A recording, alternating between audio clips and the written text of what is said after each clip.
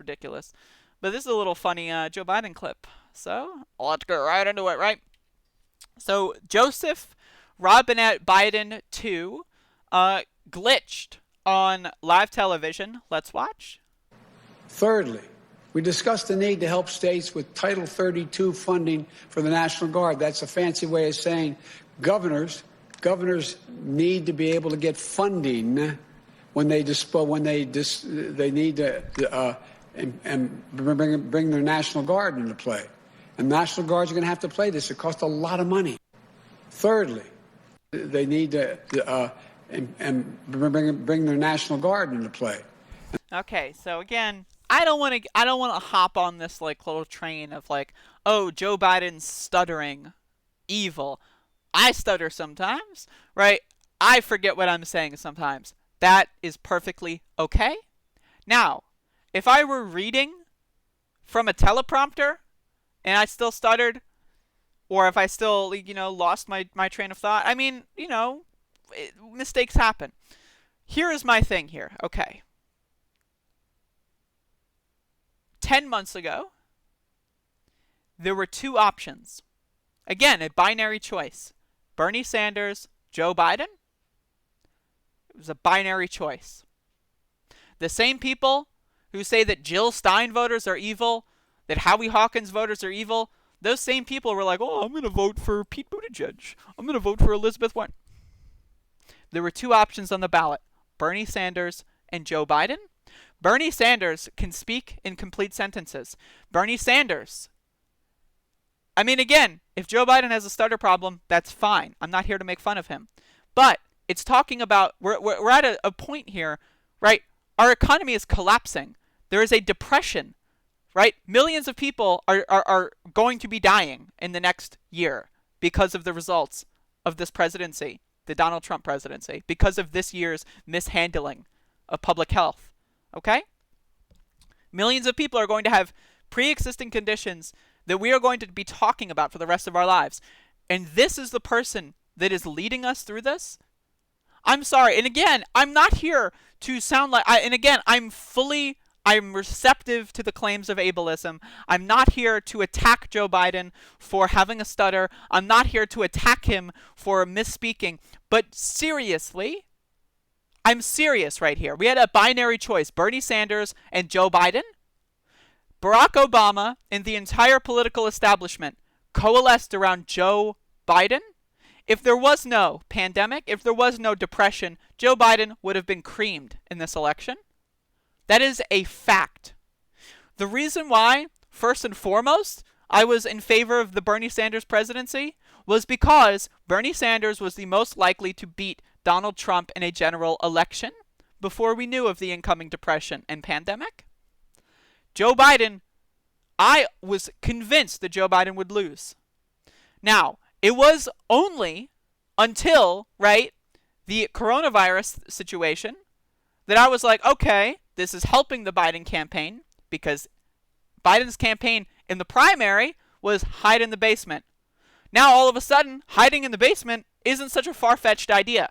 But my point here is that we are at a pivotal moment in human history, especially American history. This is not a leader. This is not someone that can lead. This is a puppet. This is someone who has no original thoughts. They might be a good person, and that's fine. And I'm not here to attack them on arbitrary things such as having a stutter. But when you are incapable of giving any concise speeches, when you are incapable, right, of having a train of thought that can last like more than 30 seconds, if you are incapable of that, you should not be the designated leader through this pivotal moment in American history. I'm sorry. Now, if Joe Biden does good things, I'll compliment him on those good things. But I'm not looking out here. I don't think anything good is going to happen here, okay? And I'm also concerned with the future of the Democratic Party. Joe Biden is not going to make it for 4 years. He's not, right?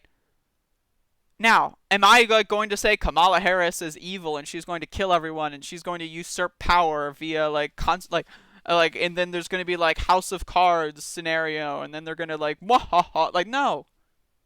I think Kamala Harris, to be honest, would be a better president than Joe Biden. And I'm not even joking. In fact, I'm going to even go out there and say this. I think Kamala Harris should be president.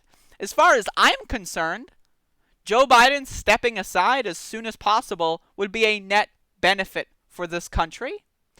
If Kamala Harris became president on January 25th, 2021, that would be a net positive for this country. I don't like Kamala Harris, but she's a hell of a lot better than Joe Biden because at least she's got some spunk. At least she's got some sort of concise ability to speak. At least she could potentially lead us through this harrowing moment. Joe Biden is not that guy. Again, it was a binary selection during the primary. Bernie Sanders or Joe Biden, the choice was clear, and yet the entire political establishment decided to destroy the primary process in favor of Joe Biden because they knew he couldn't get across the finish line all by himself. Joe Biden, 5th place in Iowa. Was it 4th or 5th in Iowa? And New Hampshire was 4th or 5th too. And then Nevada, he was like, what, 2nd or something, but barely? And then the Great Coalescence. And all of a sudden, Joe Biden's the presidential individual. Joe Biden is as presidential as the fucking moldy cheese in my refrigerator that my roommates bought 2 months ago that they forgot about that stinks every time I open the door. That is how presidential Joe Biden is. And again, I'm not here to pick on the idea that he's got a stutter. I'm sympathetic to that, right? I understand that. But my point is, stutter or no stutter, the guy is not all there. He's not capable of leading us through this moment. That's my point. I got one more thing I'm going to talk about. But anyway, how's everyone doing? How's everyone doing?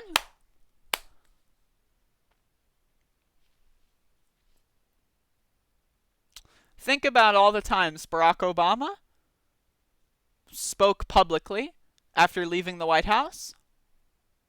You can count them on your fingers, the amount of times Barack Obama spoke publicly about Trump, about anything. He said he was going to stay out of the primary process. Barack Obama promised to stay out of the primary process. And what did he do? At the last moment, he fucked everything up. All this so that poor people couldn't have health care. But again, it's not about the poor people. They don't give a fuck. It's about their jobs.